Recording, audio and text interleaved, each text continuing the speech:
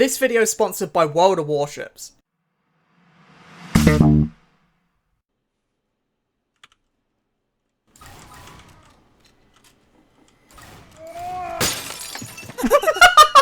This is a clip of me playing Scout. I'm behind enemy lines. I'm getting picks. I'm pestering people in the backline and just generally being a nuisance. If I have a sip of my definitely safe to drink military grade sludge, I can get back here without a scratch on me. Or at least that's the plan anyway. The Spy and the Sniper are what we in the business like to call pick classes. They are the only two pick classes in the game, unless you count, like, Demo Night, I guess. Well, yeah, that's true, I agree with that. Okay, well no, because... No, he's not. He's just fast. He isn't a pick. Demo? What? He isn't a pick class. He's not. He just isn't a pick class, okay? Guys, listen to me. Scout is not a pick class.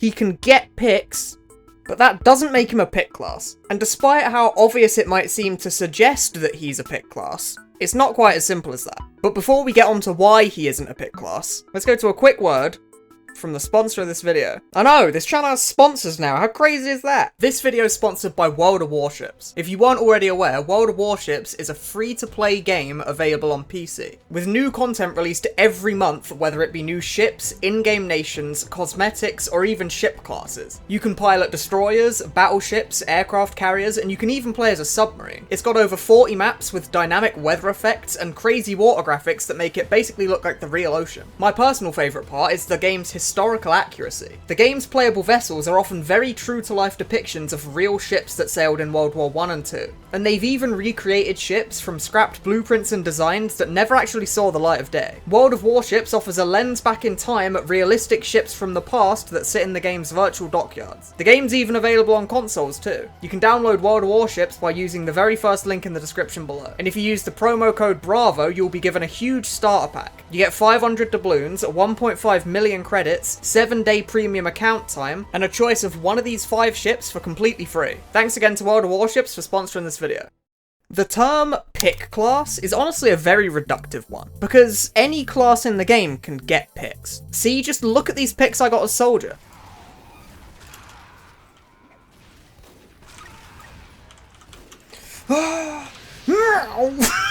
Now look at this demo pick.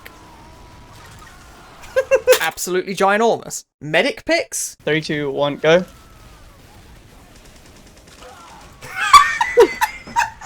I'm all over the medic picks. It's a bit spicy, a bit out there, but you can get medic picks.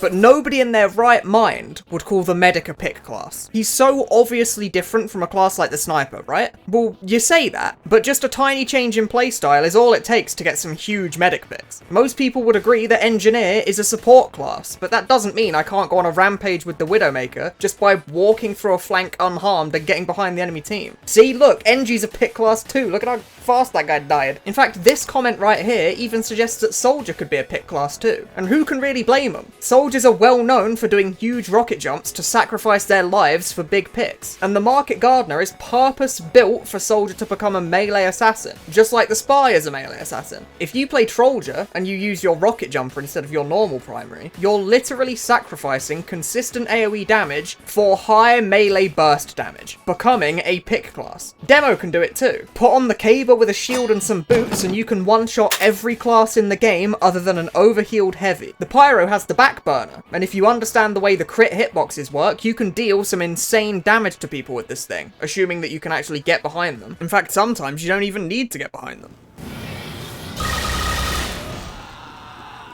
I was burning his back, trust me. You can argue that these subclasses are pick classes, sure. Their one key goal is to get picks, but it's hard to argue that the class itself overall is a pick class, with all of their different playstyles and unlocks involved. And this sort of alludes to the key reason why Scout is not truly a pick class, because the Scout can be a pick class, but he can also be a lot of other things too. It's all about flexibility. Now, trying to classify different characters, playstyles, and archetypes in video games is a tale as old as time. World of Warcraft pioneered the standard that so many games use nowadays, of tank, DPS, and support. Every class in the game fell into one of these categories, and it worked so well that many modern games use that same formula. You've got your tanks, your healers, and your damage dealers. But Team Fortress 2's classes really don't fall into this category at all. Medic is a support, and so is Engineer. I guess that works out fine, but that's about as close as it gets to fitting anyone into this holy trinity. Outside of these two, the rest of the classes are all DPS characters in one way or another. Heavy is the closest thing the game has to a tank, but he also has the highest potential DPS of any class in the game, so that doesn't fit the bill whatsoever. Spy and Sniper, our two favourite pick classes, are also DPS characters in that traditional definition. They're both assassins. Their whole thing is killing someone really fast. Every single class in the game, in one way or another, is a damage dealer. This classification really doesn't work for a game like Team Fortress 2. The classification that fits Team Fortress 2 much better is a whole lot more broad than this. Instead of basing it on what their role in the team is, it's instead based on how generally applicable to any situation the classes are. We have the generalist classes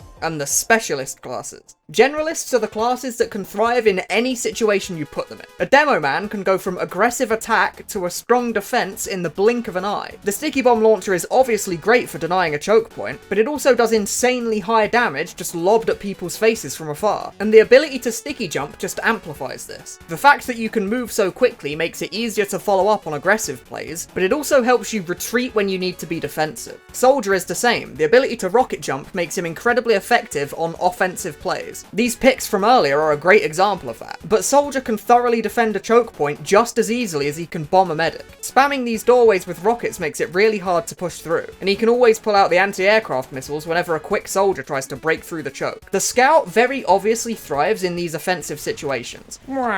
Please tell me he dies. The enemy team only has to stop watching the flank for just a moment for the Scout to break through. The Scout's biggest strength in these scenarios is cleanup. He can deal a lot of damage himself, but he's much better off cleaning up on the damage of the demo and soldiers on his team. But he's very effective at defending as well, because he doesn't actually have to go in on the flank. He's also very good at just watching it, and his fast move speed allows him to rotate from one flank to the other very quickly. His scattergun does an incredible job of denying bombing soldiers, and enemy scouts have a much harder time pushing through when you're there to deny them. Our final specialist is the medic. The medic's healing is very obviously beneficial in any situation it finds itself in. Uber charges can be used to push through a point or to prevent a push from the enemy team, and the medic's overheals allow for huge offensive plays from your teammates, but it also allows for stronger defenses against aggressive enemies. These are our generalists. They're effective in any scenario you put them in, and they will thrive no matter what map, game mode or situation you put them in. So that leaves us with 5 more classes. The Specialists. These classes are incredibly powerful in their own right, but only in the right scenario. The Pyro is at its most powerful on defense. You can do some goofy offensive shit sometimes, but against good players this is rarely effective. His Air Blast is what makes him so powerful defensively. Projectiles from 2 of the most powerful classes in the game are completely nullified by the Pyro, and you can Air Blast away Ubered players to prevent them from pushing through choke points. Outside of defensive scenarios, he finds himself being outclassed by everybody else. He's okay at flanking, but he's worse at it than Scout. He's alright at pushing choke points, but he's worse than Medic, Soldier, and Demo. On the corner, guys. Watch out, power in the corner.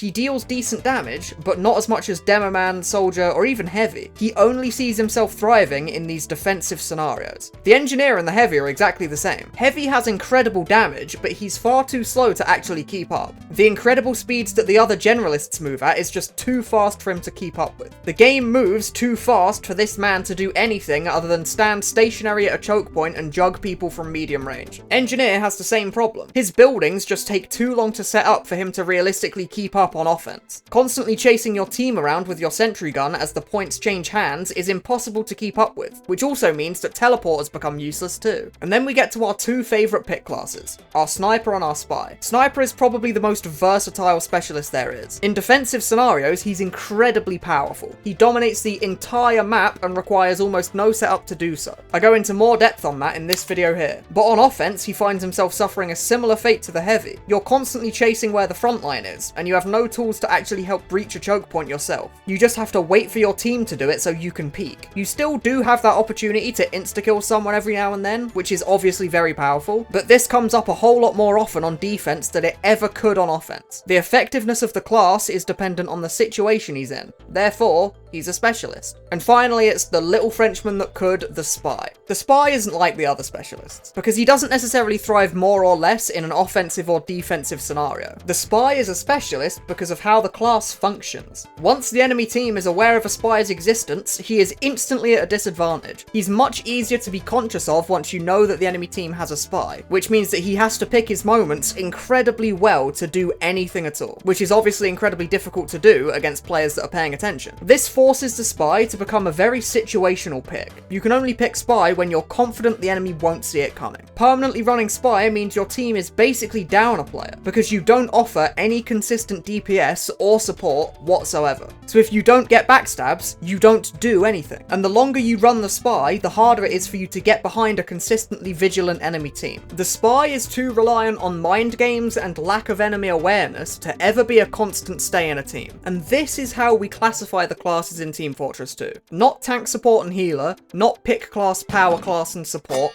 no. Just generalist and specialist. So if we're thinking about which classes can or cannot be pick classes, you might realise something pretty fast. Calling anyone on this side of a spectrum a pick class is basically impossible. Because sure, they can be pick classes, they can get picks, but that's not really a very good way to measure what a pick class is. Sniper and Spy are the only two pick classes because it's all they can do. It's all they're good for. You can play Scout however you want. Slap on the right unlockables and the Scout is a great pick class, but Scout can also do a lot of things. Change your loadout to something different and you're just as much of a power class as the Soldier or the Demo. So if we are really insisting on using the term pick class, then Scout really doesn't fit the bill anyway, because he can play the game with so many different playstyles that it's reductive to put him in such a one-dimensional category. His speed allows him to pick his fights carefully and dodge things that no one else could, and his high DPS makes him good at killing people very quickly. But high speed and high damage allow you to do so many things, so many more things than simply getting picks on unsuspecting enemies. The key to answering this question is in a class's versatility, because the reality is your playstyle can make you into a de facto pick class no matter who you play. I made a 10-minute long video on my second channel that is entirely comprised of me playing heavy as a stealth assassin, but the key to what is and is not a pick class is all down to that versatility, because the Scout can be anything he wants to be, but the Sniper and the Spy have no other choice than to fit into their hard-coded archetype as a pick class. Thanks for watching.